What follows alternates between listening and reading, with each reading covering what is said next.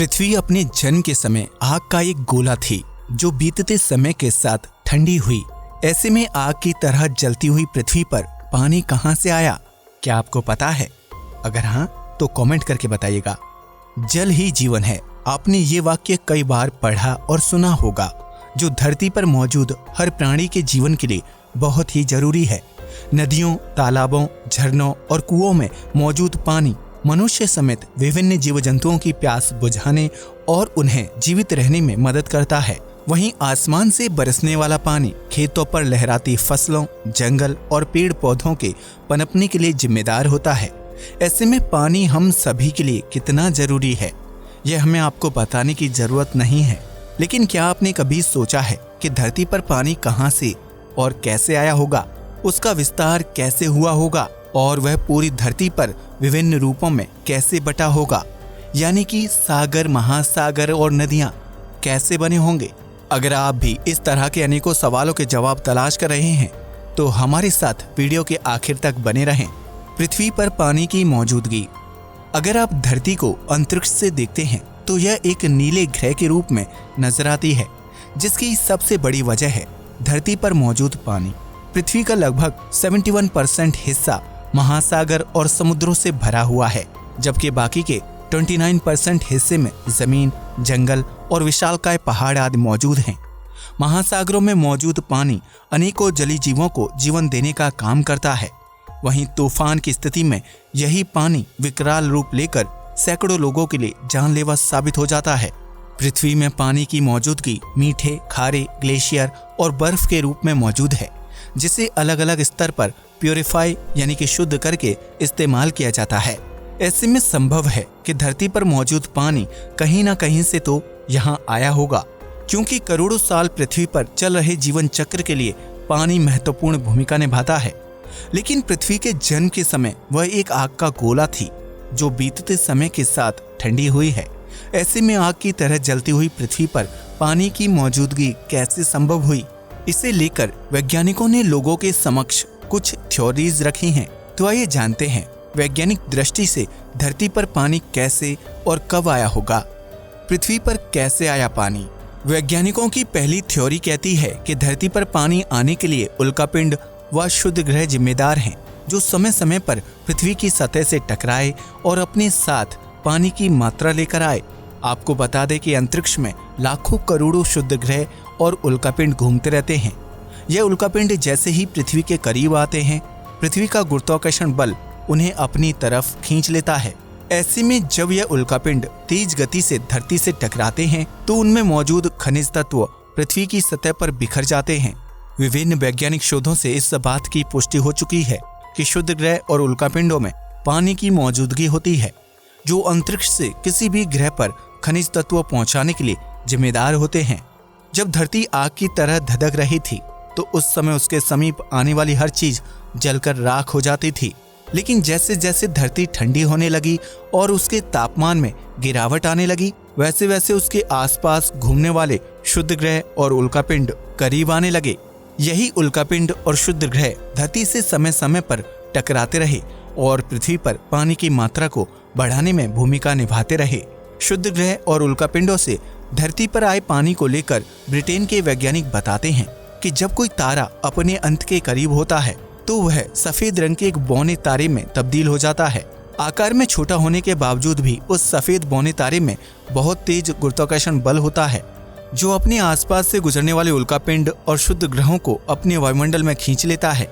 ऐसे में जब बौने सफेद तारे और उल्कापिंडों व शुद्ध ग्रहों के बीच टक्कर होती है तो पता चलता है कि उल्कापिंड या शुद्ध ग्रह में किस चीज की मात्रा ज्यादा है। यानी वह टक्कर उल्कापिंड और शुद्ध ग्रहों में पानी की मात्रा का आकलन करने में भी सहायक साबित होती है। ऑक्सीजन और हाइड्रोजन जैसे रसायन रोशनी को अलग अलग प्रकार से ग्रहण करते हैं, इसलिए किसी भी शुद्ध ग्रह या उल्कापिंड में मौजूद पानी की मात्रा का पता लगाना आसान होता है। वैज्ञानिकों ने धरती से 500 लाइट ईयर्स दूर मौजूद खत्म होते तारों के पैटर्न पर अध्ययन किया है, जिससे यह पता चलता है कि अंतरिक्ष में घूम रहे हजारों शुद्ध ग्रह पृथ्वी पर पानी लाने के लिए जिम्मेदार रहे होंगे, क्योंकि बौने सफेद तारे से इन शुद्ध ग्रहों की टक्कर से उनमें मौजूद पानी की मात्रा ज्ञात की जाती है। इस टक्कर से शुद्ध ग्रह और उल्कापिंड टूटते नहीं हैं, बल्कि उनमें मौजूद रासायनिक तत्व बौने तारे के प्रकाश को अवशोषित कर लेते हैं। फिर यह शुद्ध ग्रह धरती की तरफ बढ़ते हैं और जमीन से टकराकर अंतरिक्ष से बटोरे हुए खनिज तत्वों और पानी को पृथ्वी पर बिखेर देते हैं। दूसरी थ्योरी, ऑक्सीजन और हाइड्रोजन के मिश्रण से तैयार होने वाले जल को लेकर वैज्ञानिकों ने एक दूसरी थ्योरी भी तैयार की है, जिसके तहत ये माना जाता है कि पृथ्वी पर मौजूद पानी कहीं बाहर से नहीं आया, बल्कि ये हमेशा से धरती पर ही मौजूद था।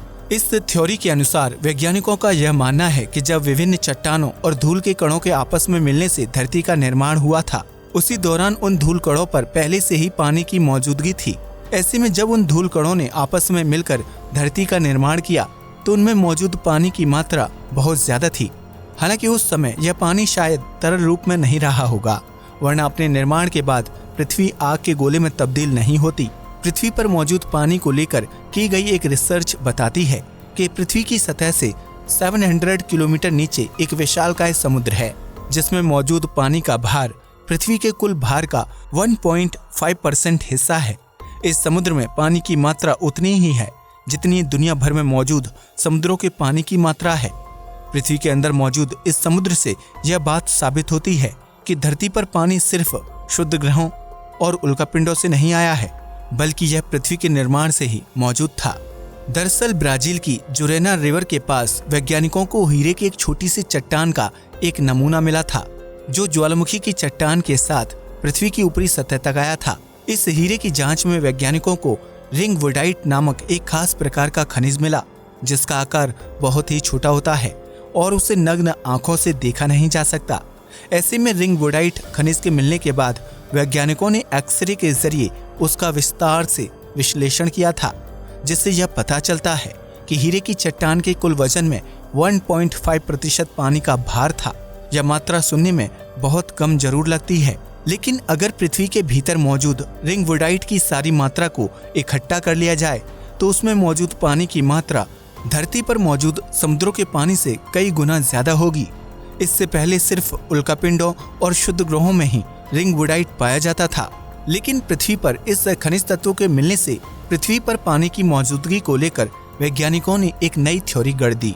ऐसे में वैज्ञानिकों का मानना है कि धरती पर पानी सिर्फ उल्कापिंड और शुद्ध ग्रहों से नहीं आया, बल्कि पृथ्वी पर पानी की मात्रा उसके निर्माण से ही मौजूद है।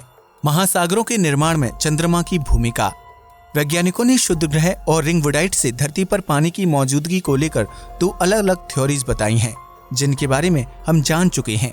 लेकिन धरती पर पानी की इतनी ज्यादा मात्रा होने के पीछे चंद्रमा की भी अहम भूमिका है, क्योंकि चंद्रमा के निर्माण से ही पृथ्वी में मौसम चक्र की शुरुआत हुई थी। ऐसे में जब धरती का वायुमंडल बना, मौसम चक्र शुरू हुआ, तो शुद्ध ग्रहों व रिंग वुडाइट की मौजूदगी से पृथ्वी पर आया पानी भाप बनकर उड़ने लगा और आसमान में बादलों का निर्माण हुआ। यही बादल साल दर साल लगातार बरसते रहे, जिसकी वजह से पृथ्वी पर पानी की मात्रा में बढ़ोतरी होने लगी। उल्कापिंडों से धरती पर पानी की एक सीमित मात्रा प्राप्त हुई होगी, जिसे चंद्रमा के निर्माण ने कई गुना तक बढ़ा दिया। वहीं रिंग वुडाइट की मौजूदगी पृथ्वी की अंदरूनी सतह में थी, इसलिए उससे निर्मित होने वाला पानी पृथ्वी के अंदर समुद्र की शक्ल लेने लगा। पृथ्वी पर मौसम चक्र की शुरुआत से नदियों, झीलों और तालाबों का निर्माण हुआ था, जो बढ़ते बढ़ते समुद्र और महासागरों में तब्दील हो गए। यही पानी आज हम पृथ्वीवासियों के लिए जीवनदायक साबित हो रहा है, जो करोड़ों साल से पृथ्वी की सतह और उसके अंदरूनी हिस्सों में मौजूद है। पृथ्वी में पानी की मौजूदगी को लेकर हाल ही में फ्रांस की नैसे यूनिवर्सिटी के वैज्ञानिकों ने सहारा 97096 नामक उल्कापिंड पर शोध किया था, जिसमें इस बात का खुलासा किया गया था कि पृथ्वी पर पानी शुरुआती दौर से ही मौजूद रहा होगा।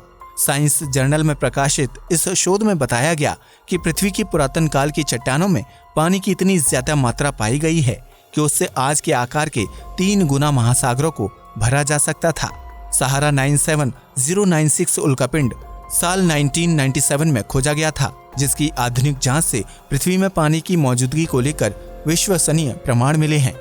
उल्कापिंड की संरचना से पता चलता है कि पृथ्वी की पुरातन चट्टानें इतनी सूखी नहीं होती थीं, जितना वैज्ञानिक उन्हें समझते थे। यह उल्कापिंड और शुद्ध ग्रह पृथ्वी से टकराए और यहाँ पानी को पहुँचाने में अहम भूमिका निभाई। हालांकि इस रिसर्च से ये बात भी साफ होती है कि पृथ्वी पर शुद्ध ग्रह और उल्कापिंडों से सिर्फ 5% पानी ही आया होगा, जबकि बाकी का 95% पानी पृथ्वी की खुद की संरचना से जमा हुआ है। दुनिया भर के वैज्ञानिक लंबे समय से धरती पर पानी की विशाल मात्रा की मौजूदगी को लेकर रिसर्च कार्य में लगे हुए हैं, क्योंकि सौरमंडल के किसी दूसरे ग्रह में इतनी ज्यादा मात्रा में पानी मौजूद नहीं है। ऐसे में धरती पर 71% पानी का होना वैज्ञानिकों को हैरान तो करता ही है, साथ में पृथ्वी की संरचना और उसके निर्माण को लेकर नए सवाल भी खड़े करता है। सौरमंडल के दूसरे ग्रहों में पानी की मौजूदगी पाई गई है, लेकिन उसकी मात्रा और अवस्था पृथ्वी के मुकाबले काफी अलग है। बुध ग्रह के वायुमंडल में जल की मात्रा 3.4% भाप के रूप में है, जबकि शुक्र ग्रह के वायुमंडल में 0.002% पानी मौजूद है। इसके अलावा मंगल ग्रह में पानी की मात्रा 0.03%, बृहस्पति के वायुमंडल में 0.004% और शनि ग्रह पर पानी बर्फ के रूप में पाई जाती है। इस प्रकार ये कहना गलत नहीं होगा कि सौरमंडल में सिर्फ धरती पर ही पानी की मौजूदगी है, लेकिन पृथ्वी पर मौजूद पानी दूसरे ग्रहों के मुकाबले काफी ज्यादा और तरल अवस्था में स्थित है। इसलिए वैज्ञानिक इस बात का पता लगाने की कोशिश करते हैं कि आखिर पृथ्वी पर इतना ज्यादा पानी तरल अवस्था में कैसे आया होगा और उसके पीछे क्या कारण रहे होंगे।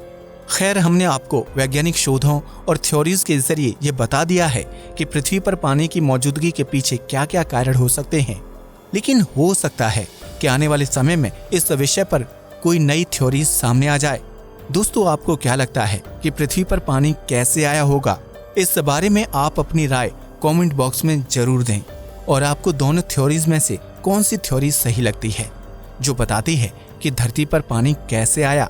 आज के लिए बस इतना ही। वीडियो पसंद आया हो तो इसे लाइक और शेयर करें, साथ ही चैनल को भी सब्सक्राइब करें। नमस्कार दोस्तों।